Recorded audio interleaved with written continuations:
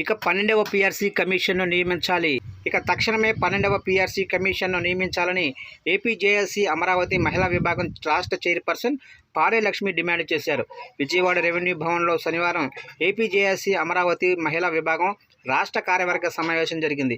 సమావేశానికి ముఖ్య అతిథులుగా APJAC Amaravati state chairman Bopparaju, అలాగనే state secretary general Pallisetti Damodararao పాల్గొన్నారు.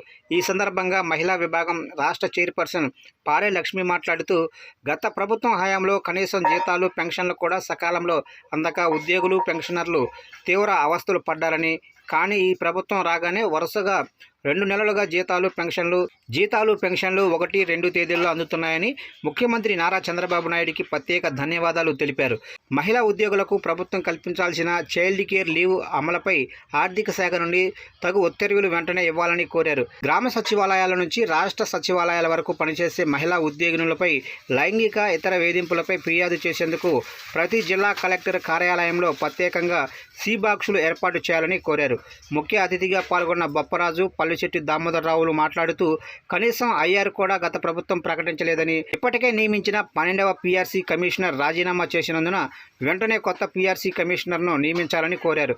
వీలైనంత త్వరగా 12వ పీఆర్సీని అమలు చేయాలన్నారు.